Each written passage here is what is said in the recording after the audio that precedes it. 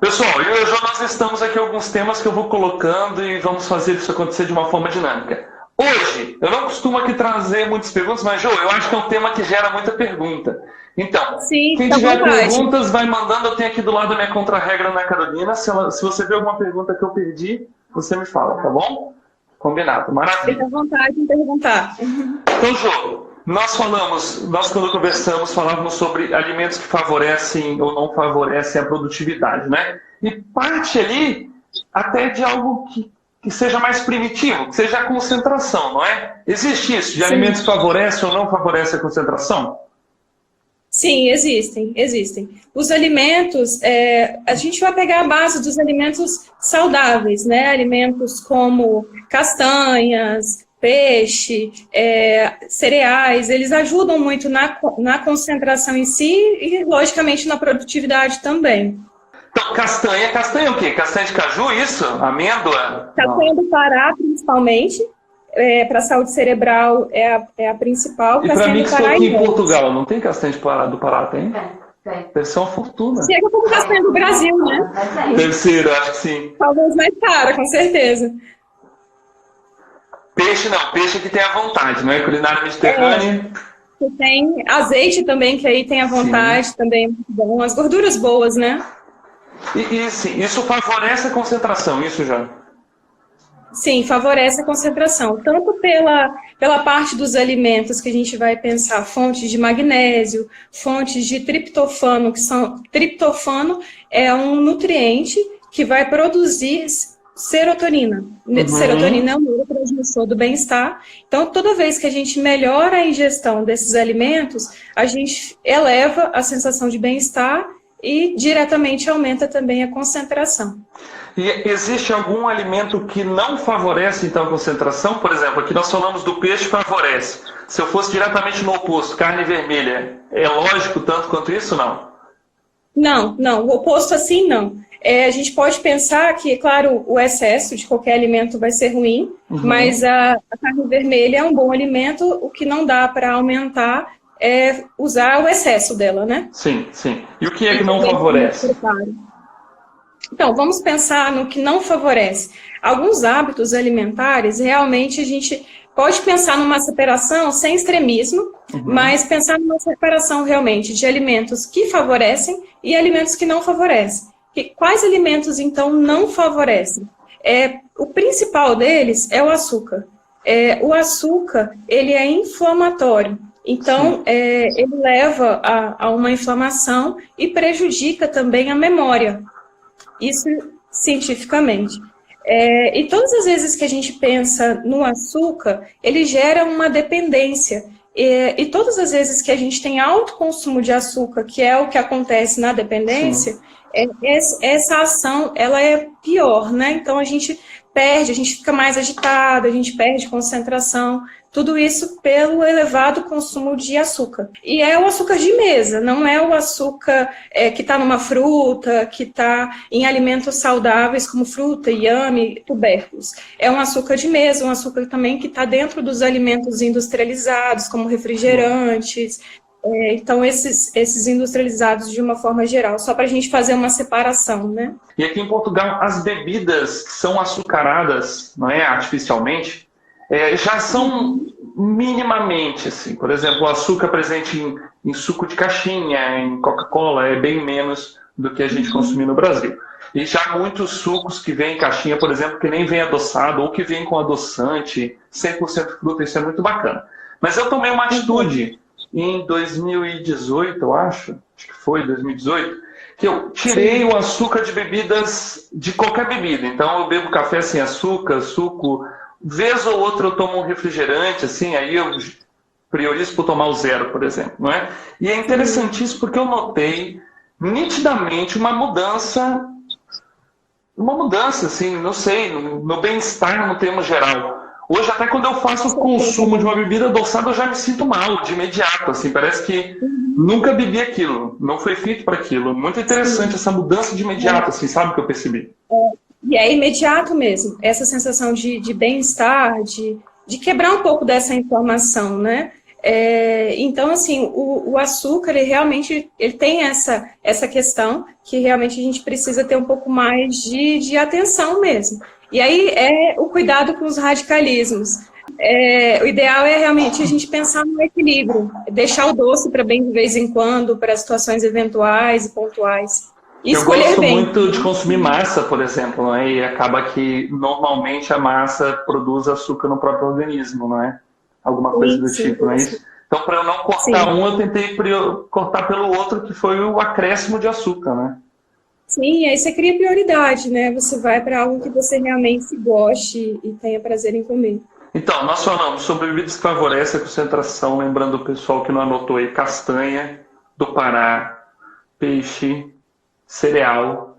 E eu fiquei curioso no cereal, Jô. Nós falamos naquele dia que conversamos alguma coisa sobre as funções do intestino também, no estudo da produtividade, é aí que entra o cereal, não?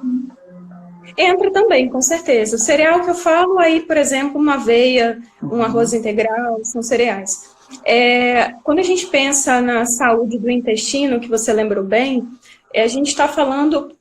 na verdade, quando a gente fala produtividade, pensando pelo lado da nutrição, eu estou pensando na saúde cerebral. E o intestino, ele é considerado na nutrição o segundo cérebro do corpo humano. Tamanha importância que ele tem. Então, essa produção de serotonina, por exemplo, que eu já citei, no mínimo 60% dela acontece no intestino. Então, a gente pensa, se o intestino não está legal, essa produção de serotonina ela também não vai estar legal, né? Então, a concentração, né, vai estar baixa. E também, da parte intestinal, quando a gente pensa, a imunidade, que nunca se falou tanto dela quanto agora, né? Verdade. Também está no intestino. Então, um corpo doente, ele produz, com certeza, bem menos, concentra bem menos. Então, cuidar da imunidade também pelo intestino. E essas fibras, esses cereais que você puxou, eles realmente ajudam no funcionamento do intestino, ajudam ele a formar mesmo o bolo fecal com maior facilidade. E Jô, consumo de líquido, por exemplo, eu costumo beber água, não é? Estou aqui com o meu copinho d'água sempre ao lado. Qual é a relação da hidratação? Entrando aí nessa visão, até eu li alguns artigos sobre biohacking exatamente falando sobre isso, assim, até de uma forma maior do que a quantidade de água que eu sempre ouvi, falando em 2,6 litros, por exemplo, então uma quantidade de água maior. A hidratação, como que ela entra nisso do nosso organismo para ele estar então mais ativo, mais proativo, digamos assim? A hidratação ela é importantíssima para tudo que a gente pensar de saúde. Parabéns, já bebeu água. Sempre. Então, a hidratação realmente é muito importante. Quando a gente pensa na saúde cerebral, 77% do tecido cerebral, 77% tem água, né? Tem água ali. Então, imagina, se a gente bebe pouca água, todo o corpo ele vai fadigando em cima disso. Então, todas as vezes que a gente pensa, por exemplo, em sinais como fadiga, sinais e sintomas, né? Fadiga, cansaço, irritabilidade, o que diretamente também prejudica na produtividade, a gente pensa, em primeiro ponto, a hidratação.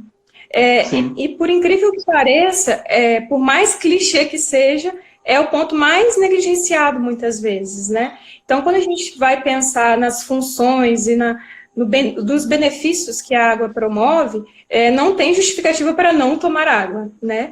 E essa quantidade que você perguntou em relação a 2 litros, 2 litros e 600, ela é muito individual. Tudo que a gente pensa, na verdade, de alimentação é individual, a questão de quantidade. Mas é uma continha que as pessoas até podem fazer depois, fica como tarefa de casa, fazer um cálculo de 30 a 35 ml por quilo de peso. 35 ml? Vamos usar 35 ml por quilo de peso. Exemplo, uma pessoa com 60 quilos vai ter uma necessidade final de 2.000 ml mais ou menos, né? Então, essa conta final de 30 ml, 30, 35 ml por quilo de peso, o resultado final dessa conta em ml é a necessidade individual de água. Então, uma pessoa média de 60 quilos é essa valor geral de 2 litros de água que realmente necessita. Mais do que isso de peso, precisa mais do que isso também de água. Então, é nessa proporção, né? Então, vai precisar ir um pouquinho mais, se pesa mais.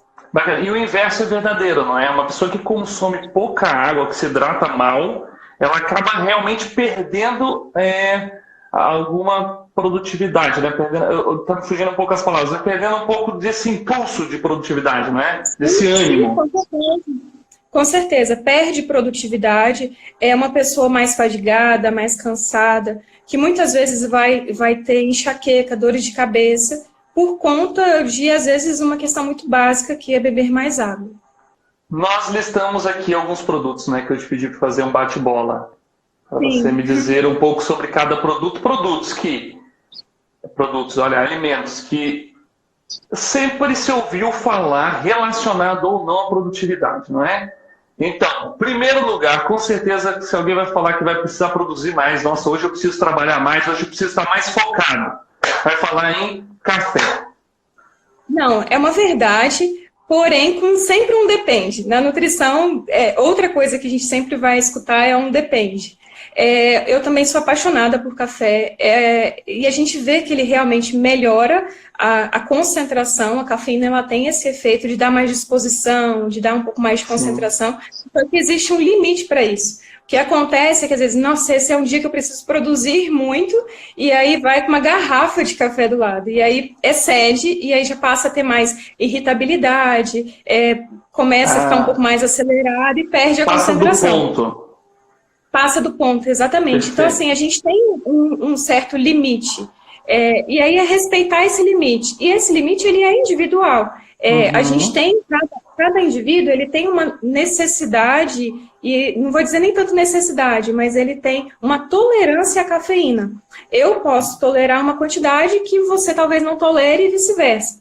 Então, nessa tolerância à cafeína, que a gente vai entender o próprio limite. Mas, por recomendação, o que passa a ser excesso é mais que 6 xícaras pequenas ao longo do dia. E aí o que eu sugiro a partir das 16 horas, evitar o consumo de café. Ou caso queira consumir café, já ir para o descafeinado ou trocar por um chá. Porque a partir das 16, essa cafeína já começa a prejudicar a qualidade do sono, que é um outro ponto que, se prejudicado, prejudica também a produtividade.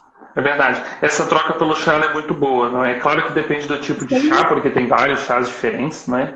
Claro. Mas é muito boa. Acho que tirando o chá preto, mais algum?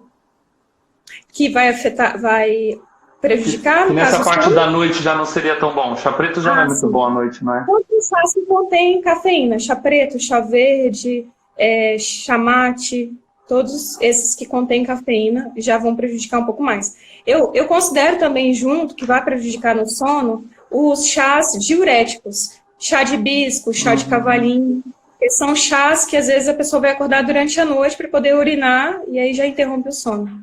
Já atrapalha essa recuperação, né, que é tão importante também. O glúten tem sido colocado como vilão de muita coisa, mas relacionado à produtividade, especificamente, Jô, onde que entra o glúten?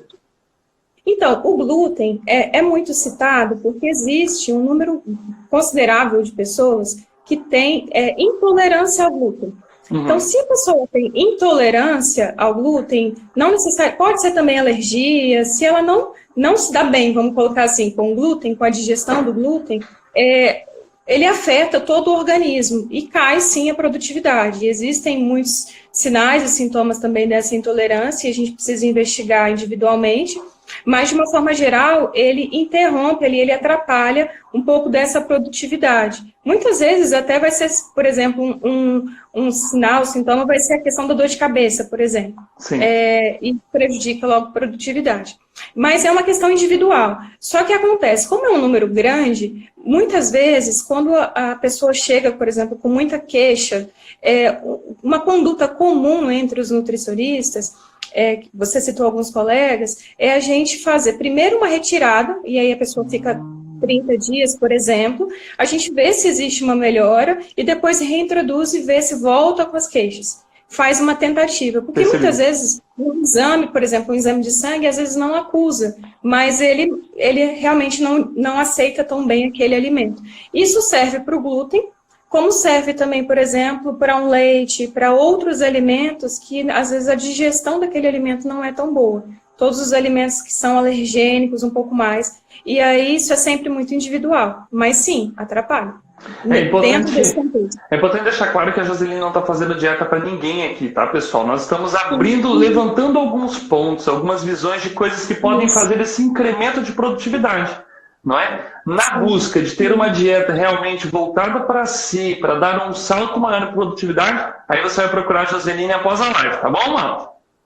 Obrigada. Nós já falamos do açúcar, não é? Que eu tinha listado aqui também, mas já falamos dele. Acaba sendo um vilão aí da concentração, não é? Da produtividade. Eu, Joseline, quando estudava para vestibular, me disseram para eu comer uma barrinha de chocolate antes de começar a prova. E eu sempre fazia Enem, vestibular, levava uma barrinha de chocolate ou 2 ou 3, não é? Dependia do tamanho da prova. Chocolate tem alguma ligação com produtividade, concentração, foco? Tem sim, tem sim. Só que aí a gente vai sempre pensar. Eu amo também. Como chocolate, o que é benéfico para a produtividade, para a concentração, para a memória e muitos outros benefícios, é o chocolate 70% cacau ou assim. É o cacau, não é? É o cacau, exatamente. Não é tão chocolate assim. Por que que acontece? Quando a gente vai para um chocolate ao leite, o mais tradicional, ou algum outro chocolate mais açucarado, a gente entra no outro contraponto de volta para o açúcar, né? Então, aí o excesso do açúcar vai prejudicar. Nessas situações de prova, por exemplo, pequenas quantidades de um chocolate, até mesmo ao leite, naquele momento, o que faz é dar uma certa sensação de bem-estar. Isso acalma a pessoa. Naquele momento. Efeito colateral depois pode, essa questão do açúcar ter um efeito mais rebote de aumentar a ansiedade, mas no momento da prova ajuda. Mas se a gente for pensar no mais longo prazo, para o dia a dia, é realmente pensar num chocolate 70% cacau, porque realmente os benefícios dele vai ser a curto e a longo prazo, principalmente pela ação antioxidante, então vai ajudar também na memória, por exemplo. Fantástico, fantástico. Eu fiquei curioso uma coisa, você falou dos 70%, mas acima de 70% também é ok? Ou é mesmo? Melhor ainda. Ok. Não, melhor ainda. Melhor ainda. Refrigerante. É vilão, né? Muito vilão. Refrigerante é um problema. Tanto o com açúcar, pelo açúcar, tanto como também os diets que você citou aí, que de vez em quando vai. O que acontece? O refrigerante, ele tem muitos aditivos químicos que prejudicam, né, a saúde como um todo, mas especificamente aqui a saúde cerebral. Então, nesse contexto dos aditivos, é que vai prejudicar. Quando a gente pensa no zero, no diet, ele também prejudica, porque tem os mesmos aditivos e ainda tem os adoçantes, que na sua maioria não fazem bem. Então, o ideal seria realmente não consumir, o caso consuma realmente ser bem esporádico, pequenas quantidades, né, evitar os extremos, os excessos. Esse é um alimento que realmente, se a gente puder aí, que é o que eu recomendo, é realmente cortar o quanto conseguir. Jo, eu falo muito de planejamento, né, eu acho que nós temos que planejar tudo, seria muito, mas eu sou uma pessoa de muito planejamento, mas talvez não tudo, mas muito. E até acho que se nós usarmos isso dentro do planejamento, talvez faça até ser mais sentido, né? Se eu me permito consumir algum tipo de alimento num período em que talvez eu não tenha que ser tão produtivo, que eu estou num momento mais de lazer, e é uma vez ou outra, né? Talvez ele não faça, talvez ele não faça mal, não. Ele vai ter os mesmos efeitos que tem, mas ele gera algo bom, porque você está saciando ali aquela vontade, né? Aquele desejo. E, ao mesmo tempo, não está afetando nada porque você programou fazendo um espaço de tempo em que é adequado para isso. Concorda? Sim, então, como beber com bebida alcoólica, não é? Eu não vou beber bebida alcoólica quando eu quero produzir, não faz nenhum sentido, não é? Exatamente. Por isso, reduzir a bebida alcoólica. Um outro exemplo é o prato típico aqui do Brasil, né? É a feijoada. Então, um exemplo, se a gente for pensar, eu vou escolher um horário para comer a feijoada. Se é um dia que eu preciso produzir... comer um pratão de feijoada na hora do almoço, por exemplo, logo em seguida você digere ou você produz. Os dois ao mesmo tempo não vai ter como. Tem que fazer a siesta. Então, como faz aqui na Espanha, tirar cochilinho pós-almoço. Exatamente, exatamente. Então, assim, é fazer escolhas e planejar realmente. Eu gosto sempre de pensar no equilíbrio, né? A gente evitar os extremos. Mas esse planejamento, ele realmente otimiza se eu vou comer uma coisa que eu sei que vai me atrapalhar, então eu vou escolher um certo momento, um certo horário, para aquele malefício não acontecer ou acontecer de uma forma menor. 2 outros pontos que nós tínhamos colocado aqui, o sono e o exercício físico. Eu vou deixar você, então, livre para falar um pouco disso enquanto terminamos a live. Vai. Sim. A gente vai pensar que a alimentação é uma parte, né? A gente é um todo. E é claro que a minha competência é falar de nutrição. Um educador físico vai falar melhor de educação física, de exercício físico, por exemplo, mas nesse um todo do nosso físico, a gente realmente precisa valorizar um pouco mais as outras partes e fazer uma junção, né, de benefícios aí pra gente. Então, o sono, o exercício, o movimento como um todo, ele entra muito nisso. Todas as vezes que a gente atrapalha o sono, tem um sono de má qualidade, vai prejudicar com certeza a produtividade, a concentração no dia seguinte. Um exemplo de alimentos que vão melhorar o sono, chás como o chá de passiflora, que é a folha do maracujá, chá de melissa, camomila, os chás vão ajudar. A gente pensar em refeições no máximo ali 2 horas, refeições como jantar, né? No máximo 2 horas antes do meu horário de sono.